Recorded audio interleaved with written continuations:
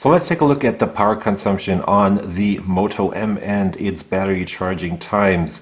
So I've been using this device, or it has been turned on for just under 20 hours. It was fully charged. As you can see, I did some game testing in the beginning, had it on standby most of the time through the day, and back here is a bunch of more game testing going on. So you can see that the power consumption definitely kills the battery, but that has been some powerful games used there. The device has been on around 250 candela brightness all day, and so far it's managed just over 18 hours, or just under 18 hours of standby time. It has been in use for 2 hours and 45 minutes, as you can also see when looking at the screen on time, basically 2:45.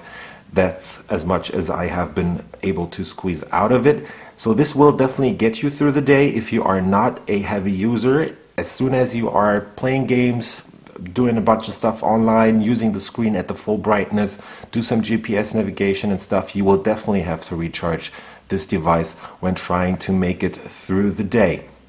Quick charge, as I said, is available. And to give you some context on the power consumption, let's go over to Geekbench back here, which is right there, and let's look at the battery test that I had been running the last couple of days. So this managed to score just under 5 hours on the Geekbench 3 battery test, which is not the best performance, at least when looking at other devices, because right here we have the Moto G4 Plus, which has the Snapdragon 617 in it. Both devices are 5.5-inch Full HD devices. They're pretty similar in a bunch of respects, and as you can see here, even the Snapdragon 617 that is also made at 28 nanometers has been able to score a longer or higher score on the battery test here from Geekbench 3 in this case.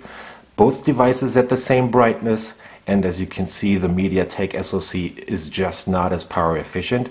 And taking this test to another level is basically looking at other devices too. So let's look at the Nova Plus from Huawei here. That is running on the Snapdragon 625. It also has a 1080p screen. It has been set to 250 candela when running the Geekbench 3 battery benchmark basically, and this scored just under 10 hours.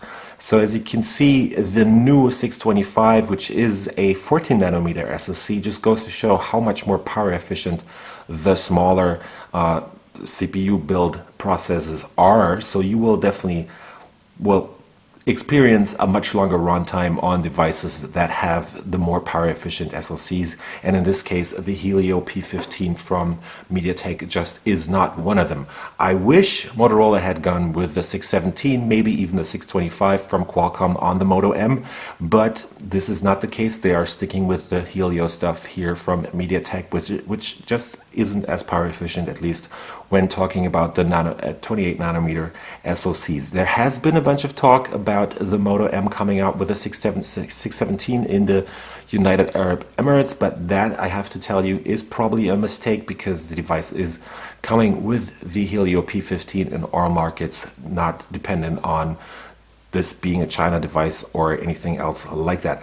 We will have to see how the power consumption is holding up on this device when using the stock ROM that, or close to stock ROM, that will probably be used in markets outside of China, because this is still using the Chinese ROM in this case. So yeah, power consumption is a bit high on the Moto M, considering the fact that there are a bunch of devices that are much more power efficient. You wouldn't want to buy the Moto M for battery efficiency.